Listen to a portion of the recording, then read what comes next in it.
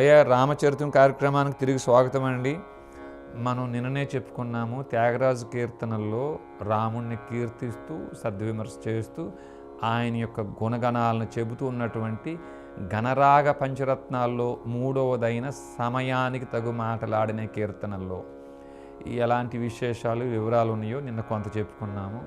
ఇంకొంత ఈరోజు చెప్పుకునే ప్రయత్నం చేద్దామండి. అయ్యా ఇదే కీర్తనలో ఈ మూడవ పంచరత్న కీర్తనల్లోనే చివరి చరణంలో సద్భక్తుల నడతలిట్లనిని అమరికగా నా పూజగొనిని అలుగవద్దనిని విముకులతో చారబోకుమనిని వెతగల్గిన తాళుకొమ్మనిని దమ శమాది సుఖదాయకుడగు శ్రీ త్యాగరాజనుతుడు చెంతరాకనే సాధించనే. అయితే రామచంద్రమూర్తికి త్యాగరాజు స్వామి వారికి మధ్య జరిగిన సంభాషణ అండి ఇది.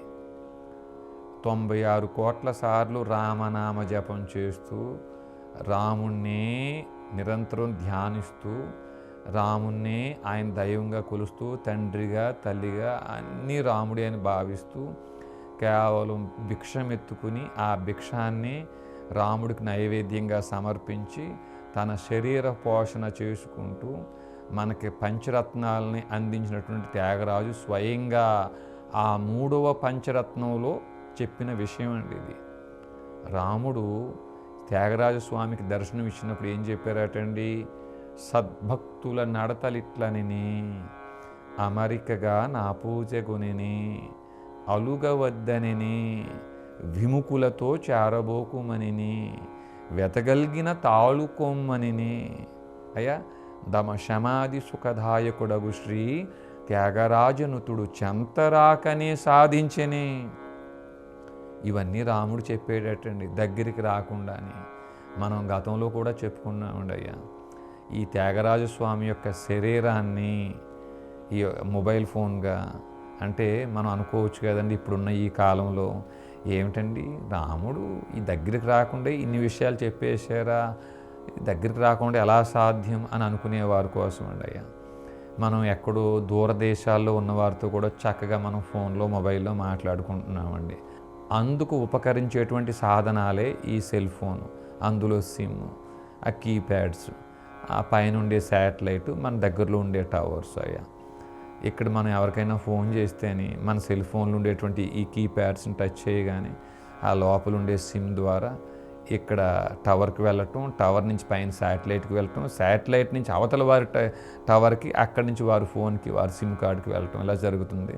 మనం రెప్పపాటి కాలంలో మాట్లాడుకుంటుంటాం కదండి. అయ్యా అలాగే త్యాగరాజు స్వామి వారు ఆయన శరీరాన్నే మొబైల్ ఫోన్గా చేసి, అయ్యా త్యాగరాజు స్వామి వారి శరీరాన్నే మొబైల్ ఫోన్గా చేసి, ఆత్మనే సిమ్ కార్డ్గా చేసి, సప్త స్వరాల్ని 12 స్వరస్థానాల్ని కీప్యాడ్స్గా చేసి, నవగ్రహాల్ని శాటిలైట్స్గా చేసి రామచంద్రమూర్తితో మాట్లాడిన తీరుని మనం ఈ యొక్క గణరాగ పంచరత్నాల్లో మూడవ కీర్తనలో చివరి చరణంలో వినొచ్చండి. అయ్యా మీరు ఎవరైనా అవకాశం ఉన్నవారు కూడా ఈ మూడవ కీర్తన సమయానికి తగు మాటలాడినే అనే కీర్తన యూట్యూబ్లో కానీ లేకపోతే ఇతరత్ర సామాజిక మాధ్యమాల్లో కానీ ఒక్కసారి వెతికితే దొరుకుతుందండి, పూర్తిగా వినండి.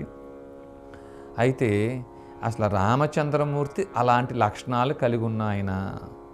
వెతగలిగిన తాళుకొమ్మని, కష్టం వస్తే ఓర్చుకోవయ్యా, అలుగవద్దనిని, కోపగించుకోవద్దయా అనే లక్షణాలు కలిగి ఉన్నవాడా. మనం గతంలో కూడా చెప్పుకున్నాం, మరొక్కసారి మంచి విషయమే కదా మళ్ళీ చెప్పుకునే ప్రయత్నం చేద్దాం.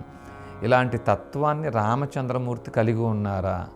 భగవద్గీతలో పూర్వాభ్యాసేన తేనైవ హరేతే వ్యవసోపి సహ జిజ్ఞాసురపి యోగిశ శబ్ద బ్రహ్మాతి వర్తతే సదృశం చేష్టతే స్వస్య ప్రకృతిర్జ్ఞానవానపి ప్రకృతి యాంతి భూతాని నిగ్రహ కిం కరిష్యతి అనేటువంటి లక్షణాలు. అంటే భగవద్గీతలో అర్జునుడికి గీత బోధించింది కృష్ణుడు అని చెప్తారు కదండి. అయ్యా కృష్ణుడు ముందు జన్మ రాముడు అని చెప్తారు కదా.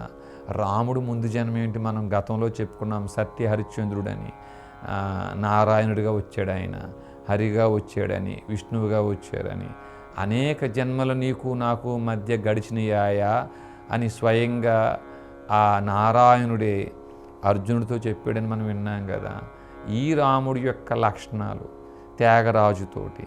వెదగలిగిన తాళుకొమ్మనిని, కష్టం వస్తే ఓర్చుకోవయ్యా అనే లక్షణాలు కలిగి ఉన్నవాడేనా రామచంద్రమూర్తి?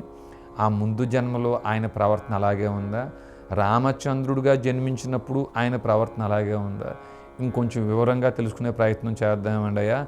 ఈ రోజుకి సెలవు. నేను మీ వీర రాఘవరెడ్డి.